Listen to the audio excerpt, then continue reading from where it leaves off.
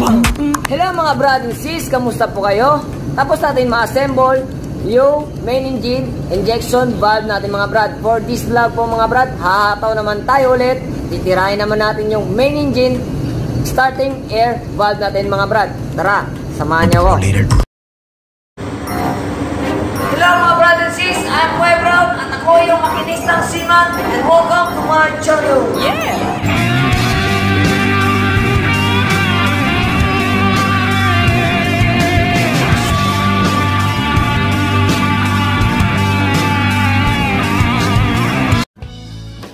Siyempre, una-una sa lahat mga brad, magbasa tayo ng manual before tayo mag-conduct ng any maintenance. Katulad na sa mga sinasabi ko sa mga maintenance vlogs natin before.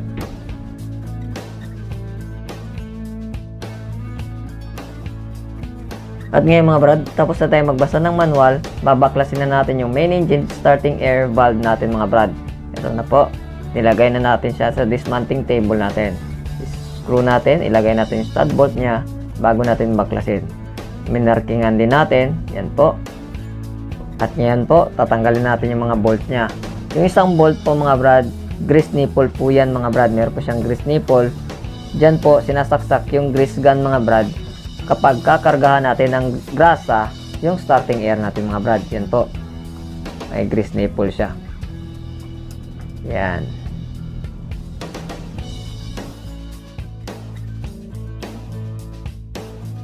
At kapag natanggalan natin yung mga bolt niya mga brad, isusunod na natin tanggalin yung cover niya. Yan po. Yan. Ito po yung cover. May o-ring po ito siya. At yan yung piston natin mga brad. Yan po. Papakita natin mamaya. Tatanggalin natin yung o-ring. At pagkatapos natin tanggalin yung o-ring mga brad, yung lock washer naman yan po na nakatupi. Tatanggalin natin yan. Gamitan natin ng puncher, or minsan ginagamitan namin to ng sinsil. Yan po. At pagkatapos mga brad, tatanggalin natin yung nut nya. But before that, kukontrahan natin to ng 21 na yabi mga brad, yung valve stem nya. Yan po. Yan, kontrahan natin. At pagkatapos natin luwagan yung nut mga brad, napapansin nyo mga brad, umaangat yung piston kasi po may spring po yan sa loob. Yan po. Kaya dahan-dahan lang po kasi lilipad yung piston natin pag biglain mo. Yan po. Tanggalin natin yung nut tsaka yung washer. Yan po ang piston. Pagkatapos po, isusunod na natin yung spring nya. Yan po, yung spring. Take note mga brad, alalayan natin yung valve stem natin, baka mahulog kasi yan. Dahan-dahan lang po. Yan po ang valve stem natin. May o-ring din po yan. Po. So, nabaklas na natin yung main engine starting air natin mga brad. Yan po ang loob. At ngayon po, linisan natin. Yan po ang valve stem natin. Medyo may tama kasi yung iba mga brad, kaya hasain natin to at i-leak test natin mga brad. Yan na po, linis na po yan. At ngayon mga brad, install natin yung valve stem sa main engine starting air valve natin mga brad. Kasi nga, linisan natin yung thread ng loob ng valve stem natin mga brad. Gagamitin natin yung hand tap. Yan po. Siyempre, lagyan natin ng langis. Kunting langis lang po. At gamitan natin ng hand tap para matanggal yung carbon sa thread ng valve stem natin mga brad.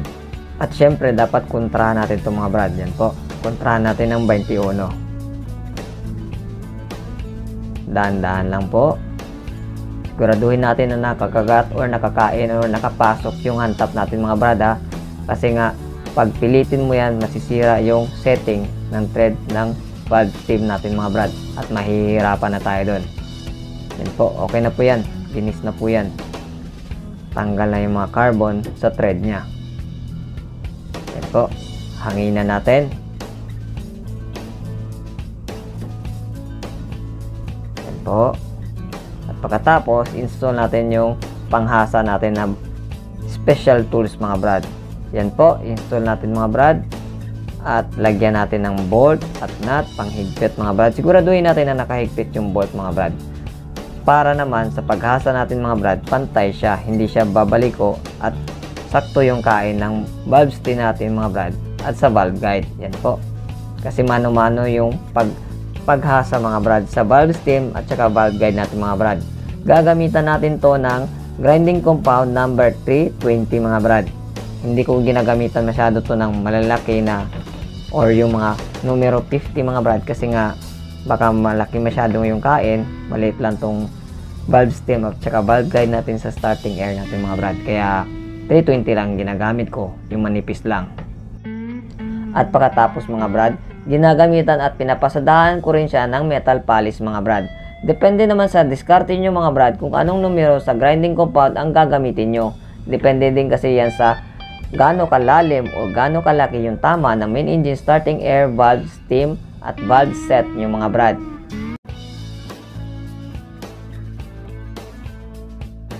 And take note mga brad, kapag tatanggalin na natin yung valve stem natin or yung spindle natin mga brad, hugasan din natin ng kerosene at tanggalin natin yung mga grinding compound para nga hindi mahasa din yung loob ng main engine starting air valve natin at saka yung spindle mga brad. Yan po. Punasan din natin ng maigi para walang maiwan na grinding compound.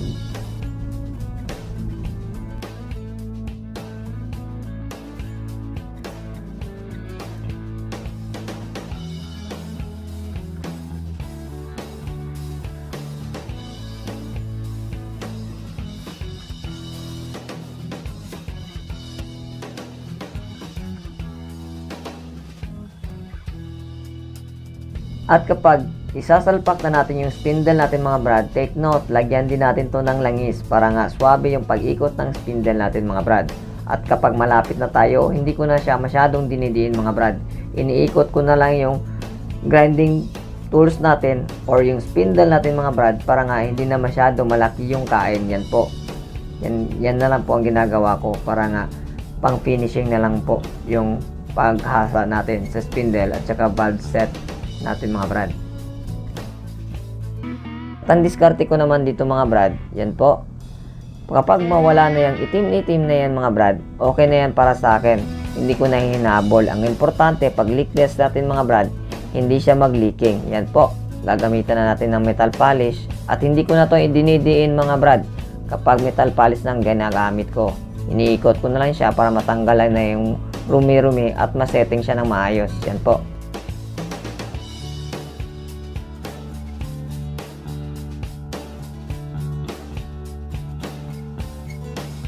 At ngayon po, tapos na natin gamitin yung metal polish mga brad. Ipapakita ko sa inyo anong kinalabasan sa metal polish natin mga brad. Yan po, medyo makinis siya.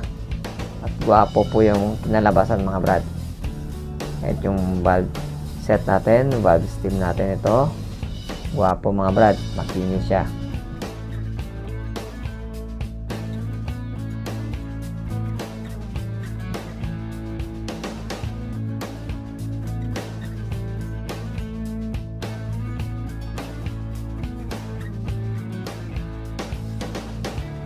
At ngayon mga brad, gagamitin na natin yung makinistang technique natin mga brad. Yan po. Gamitan natin ng lapis. Paikot po yan. Yan po. Hanggang malagyan natin ng lapis yung buong valve set natin mga brad. Lagay natin yung ngayon mga brad, install natin yung valve stem natin mga brad. Yan po, dahan-dahan. Yan po. Oops. At isang ikot po, 360. Yan. Tapos, tingnan natin kung na-erase yung mga lapis na nilagay natin. Erase naman lahat mga brad. So, ibig sabihin, medyo lapat siya or lapat talaga siya. Ito. Pero para sigurado tayo mga brad, i-leak test natin mga brad. Yun talaga, sigurado tayo na walang leaking mga brad. Pero before that, a-assemble natin siya bago natin i-leak test. Yan po. Katapos, erehan natin yung papasukan ng grasa natin mga brad, yung sa grease nipple natin. Yan po, dyan po lumalabas o pumapasok yung grasa natin mga brad kapag ginagrasahan natin yung main engine starting air valve natin. Yan po. At pumapasok po yan sa spring at saka sa piston mga brad at sa valve stem natin mga brad. Yan po. Punta naman tayo sa valve stem natin mga brad or yung spindle. Kapag nag-overall tayo ng main engine starting air valve natin mga brad, i-renew talaga natin yung mga o-ring nito. Katulad dito sa spindle or yung stem valve natin mga brad. Lagyan din natin ng grasa at siguraduhin natin na nakasetting ng maayos yung o-ring mga brad. Katulad na lang ng ginagawa natin sa ibang o-ring na pag-install natin. Yan po, iniikot natin para sigurado tayo na hindi siya nag-twist. Para pagpasok natin sa spindle or yung valve stem natin sa body ng main engine starting air valve natin mga brad, swabe lang siya. At pinupuno ko rin to ng grasa mga brad.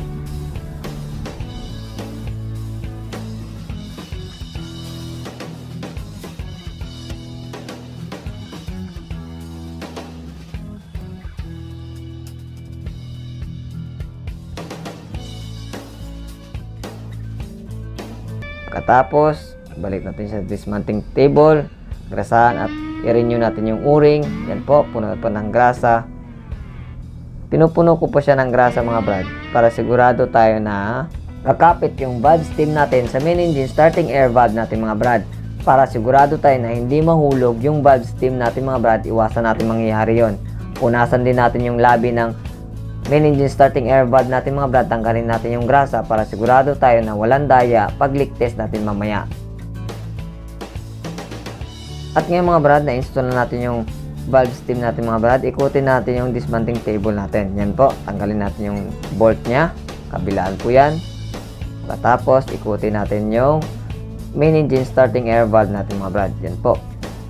Yan po, may grasa po, kaya hindi basta-basta o aarya o malalaglag yung valve stem natin mga brad. Pero syempre, alalayan pa rin natin yung valve stem natin mga brad, baka kasi mahulog. Yan po. Install natin, secure natin na maayos yung bolt ng dismantling table natin mga brad. Yan po.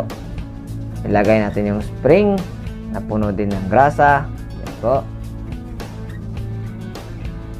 At pagkatapos, syempre, yung piston natin mga brad, pinalitan din natin ng o-ring yan. Yan po. Pagkatapos, yung lock washer at saka yung nut nya mga brad. At syempre, kontrahan natin ng 21 na yabi mga brad. Yan po, pag na-install natin yung nut saka lock washer nya mga brad. Ikot natin, secure natin, bumababa na yung piston mga brad. Tama lang. May marking din to mga brad, may puncher din. Papakita ko sa inyo mamaya. Punasan muna natin para maklaro nyo yung marking. Yan po, yung puncher na yan. At ito po yung pinabricate ko na pump pressure test natin sa main engine starting air valve natin mga brad. Yan po, may o-ring po yan. Dito po papasok ang hangin, may barbula po. Yan po. At tapos, yan po papasok yung hangin. Pupunuin yan yung tangke na yan ng hangin. So, itutulak niya yung spindle natin ngayon or yung valve set. Kung niliking po siya or may leaking po siya, bubula po yun. Yan po. Siyempre, ang pang-suporta niyan mga brad, ilalak natin siya ng stud bolt. Yung main engine starting air natin mga brad. Yan po. Ilalagay natin yung stud bolt, kabilaan po. At ipitan natin. Sabay. At pastay.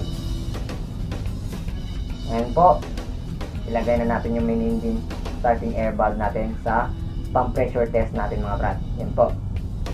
Sasalpak natin. Dahan-dahan. Yan po.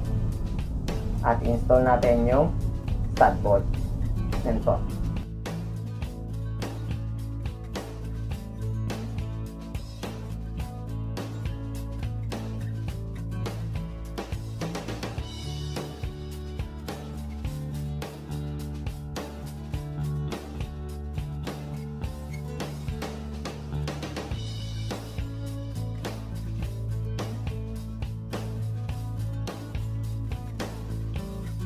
Kapag na-install na natin yung stud bolt natin mga brad, sabay natin siyang higpitan or kabilaan at pantay mga brad. At siguraduhin natin na hindi mag-leaking sa uring niya para doon siya mag-pressure test or mag-pressurize talaga yung hangin doon sa loob ng tangke. At kung may leaking man yung steam valve natin mga brad o yung valve set natin, liliking po siya at malalaman natin dahil lalagyan natin ng tubig yung loob ng main engine starting air valve natin mga brad. Bubula po yan kapag may leaking yung valve stem or yung valve set natin mga brad.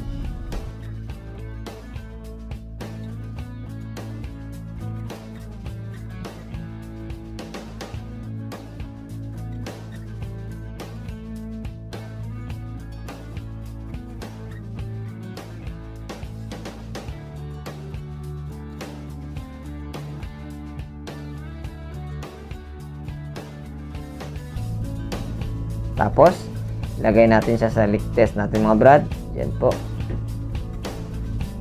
Lagyan natin ng tubig.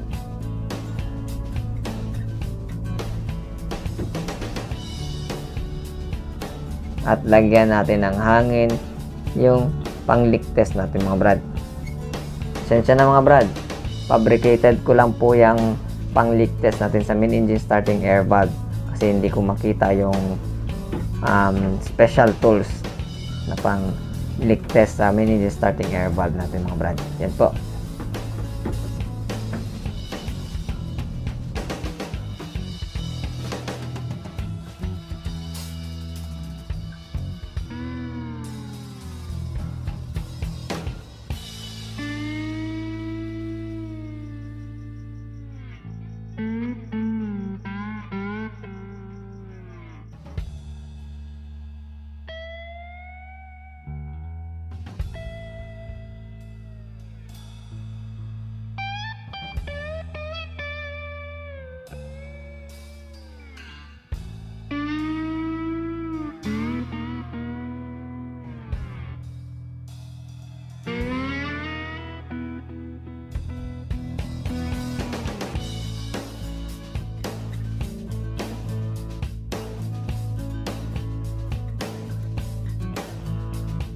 Yung mga brad, nalaman natin na wala siyang leaking and lapat na lapat yung valve set at saka valve spindle natin mga brad sa main engine starting air natin.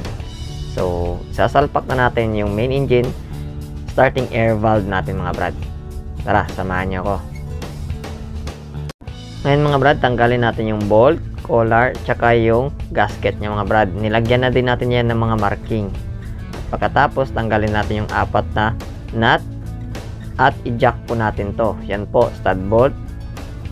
At itutulak yan ng stud bolt yung main engine starting air natin paangat para madali na lang po siya makuha or mahatak. Yan po. Dahan-dahan din pag-angat. At kailangan natin ng alalay mga brad kasi medyo mabigat tong main engine starting air valve natin. Yan po. At pagkatapos natin mabunot yung main engine starting air valve natin mga brad, tanggalin natin yung gasket niya at siguraduhin natin na natanggal yung gasket natin mga brad. Kasi kapag nagdoble yan, yan po, yung gasket na yan, may possibility siya na sisingaw or liliking yung main engine starting air valve natin. Yan po.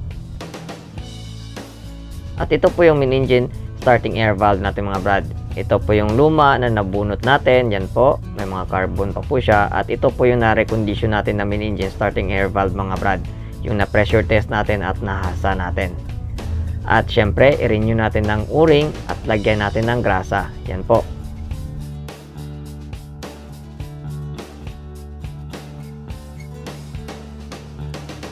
At syempre, pagkatapos natin linisan mga brad, check upin din natin na wala siya talagang mga rumi na natira para sigurado tayo na hindi sisingaw or liliking yung main engine starting air valve natin.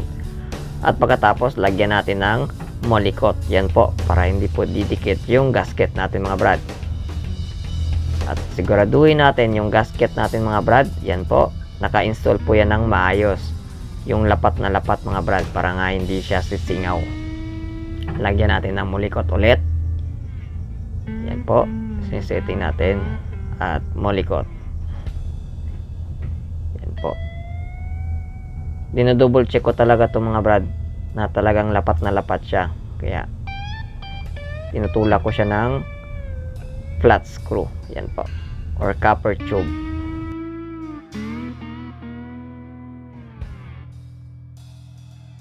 At pagkatapos natin ma-install yung gasket natin mga brad at nakasigurado na tayo na nakaupo na siya ng maayos, install na natin yung main engine starting air valve natin mga brad. Tara, samahan nyo ako kasi nga medyo mabigat to, kailangan natin ng alalay. Yan po, dahan-dahan. Yan po, setting na po yan. At pagkatapos tanggalin natin yung stud bolt natin mga brad at ilagay natin yung 4 na nut ng main engine starting air valve natin. Yan po.